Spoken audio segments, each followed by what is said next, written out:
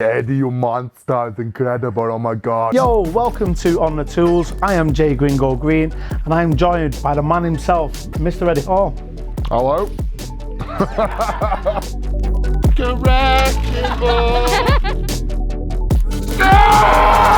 There's no better feeling than being handed that trophy, literally better than the day my kids were born, literally, and I mean that.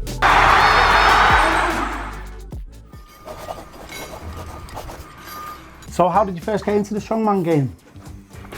So strongman for me, I remember when I was like 5, 6 years old watching the final of World's Strongest Man, and we're all sat around the TV as a family, we're all mesmerised by these men, you know, pulling trucks, lifting out the stones. And I said to the family there, you know, brothers, mum, dad, I'm going to be on that screen one day, I'll be the world's strongest man. And they all burst out laughing, you know, like another typical Eddie sort of comment, like, oh, shut up, whatever. And I think that subconsciously stuck in the back of my head throughout all my childhood. And I decided at 19 years of age that this is going to be my new career. And I made the announcement when I was 19 on my first competition that I'm going to be the world's strongest man, made it very vocal, put it on social media and whatever else. And pretty much 10 years later to the day, became the world's strongest man. Did your parents never push you to get a trade like mine did? It was actually my parents that found me an apprenticeship with mechanicking. Now, I got told yesterday actually that On The Tools don't actually consider mechanicking a trade. That's what I got told. Do you consider it? I consider it a Well, trade. you're the strongest man in the world, so you make it a trade. If I say it's Tuesday, it's Tuesday. So I've seen you've been spending a lot of time with your hero, which is Arnold Schwarzenegger. It is indeed, yeah. Yeah, how is that? When I pulled a world record deadlift for the very first time, Arnold was there shouting me on, and we had this magical moment after the deadlift where we do the old predator handshake. He's like, Eddie, you monster, it's incredible, oh my God, wow. Arnold actually nicknamed me the Beast that day, and that's where the brand came from. If he would have called you anything, would you have stuck with it? Yeah, No? definitely. The bell end. The bell end. The bell end. So as for the strongman game, is there any mental health side effects that you've occurred through the sport? I think strongman is a very lonely sport, whether you've got a good family around you or not.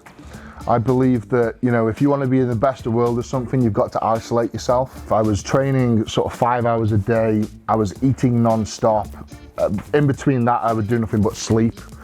Every living, waking moment was eat, sleep, train, repeat. At one point leading up to World's Strongest Man, I was probably spending an hour, maybe 2 hours a week with my family.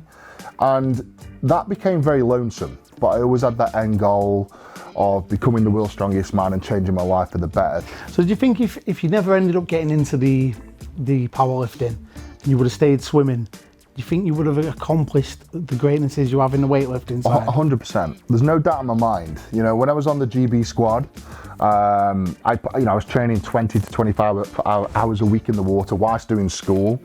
And I was obsessed with that. You know, I broke British records in swimming. I won God knows how many gold medals at the national championships. But I can sit here now and it's like there are thousands of people that have won gold medals for the Olympics. And I mean, probably hundreds of thousands. I think now there is only 20 men on the planet that have ever won the world's strongest man. And there's only one man that's ever pulled half a ton off the floor. And that man's sat right here. And that to me is a better accolade. I used to be a scaffolder for a long time, and on my building sites, the lads would try a challenge. Yeah. And what you'd have to do is stand a 21-foot scaffolding tube up in one go. Do you think you could do that? Yeah, definitely. We'll give it a go. Okay. This is the real competition. I'm ready. Just let me finish off this bacon sandwich and we're all go. There you go, if you want to take over. Okay. Bloody hell.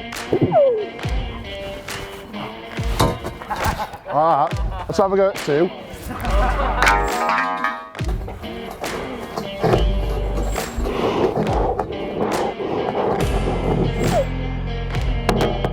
I've got it.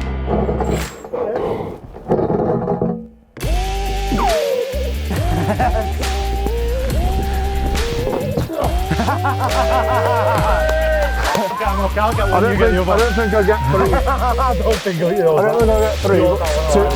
Two.